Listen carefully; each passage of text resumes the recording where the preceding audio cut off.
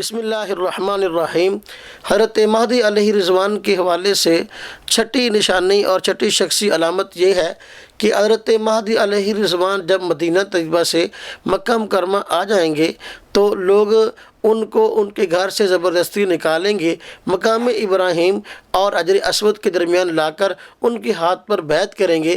روایات میں آتا ہے کہ حضرت مہدی علیہ رضوان اس بات کو پسند نہ کریں گے، ان کے ہاتھ پہ زبردستی بیعت کی جائے گی اور وہ خود اس پہ راضی نہ ہوں گے۔ چنانچہ یہ روایت سنن ابی داؤد جلد نمبر 2 صفحہ 240 میں موجود ہے۔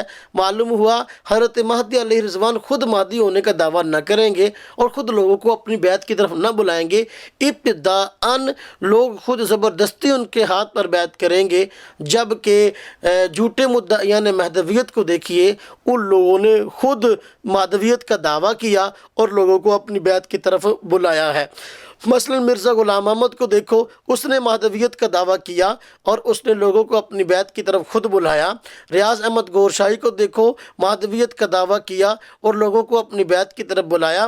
ملا محمد اٹکی نے مہدویت کا دعویٰ کیا اور اپنی بیعت کی طرف بلایا۔ علی محمد الباب ایرانی نے مہدویت کا دعویٰ کیا اور اپنی طرف اس نے خود دعوت دی اور لوگوں کو اپنی بیعت کی طرف بلایا۔ نبی پاک صلی اللہ علیہ وسلم نے حضرت مہدی علیہ رضوان کے حوالے سے جو چھٹی علامت ہمیں بتائی ہے وہ یہ ہے کہ وہ خود بیعت کے لیے تیار نہ ہوں گے، ان کے ہاتھ پر زبردستی بیعت کی جائے گی۔ اس حوالے سے چھٹی شخصی علامت ہمیں معلوم ہو گئی کہ ان کے ہاتھ پر بیعت زبردستی ہوگی، جبکہ وہ خود اس کو پہلے پسند نہ کرتے ہوں گے۔ حضرت مہدی علیہ رضوان کی شخصی پہچان کے حوالے سے 7ویں علامت نبی پاک صلی اللہ علیہ وسلم نے یہ بیان فرمائی ہے کہ حضرت مہدی علیہ رضوان کی موجودگی میں حضرت عیسیٰ علیہ السلام کا نزول ہوگا۔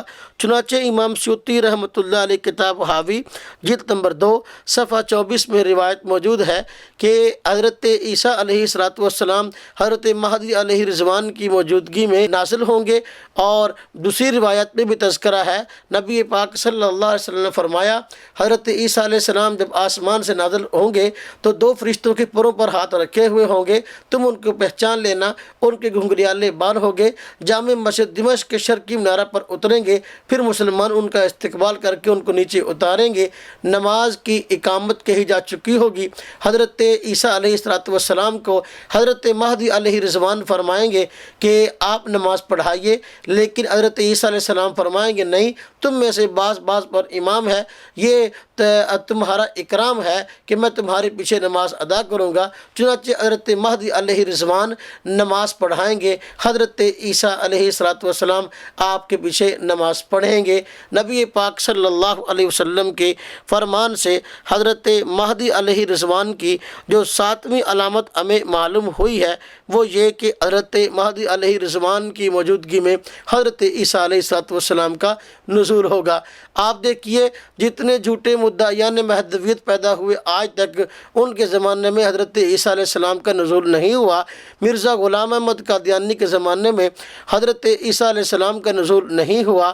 حضرت نبی پاک صلی اللہ علیہ وسلم نے حالانکہ فرمایا کہ حضرت مہدی علیہ رضوان کی موجودگی میں اور ان کے زمانہ میں حضرت عیسیٰ علیہ السلام کا نزول ہوگا۔ ریاض احمد گور شاہی نے دعویٰ مہدویت کیا، لیکن اس کے زمانے میں حضرت عیسیٰ علیہ السلام کا نزول نہیں ہوا۔ مرزا علی محمد الباب نے مہدویت کا دعویٰ کیا، لیکن اس کے زمانے میں حضرت عیسیٰ علیہ السلام کا نزول نہ ہوا، اور اسی طریقے سے اور بھی کئی جھوٹے مدعیان مہدویت پیدا ہوئے۔ مثلا ملا محمد اٹکی بلوچستان کا، اس نے دعویٰ مہدویت کیا، لیکن اس کے زمانے میں بھی حضرت عیسیٰ علیہ السلام کا نزول نہیں ہوا۔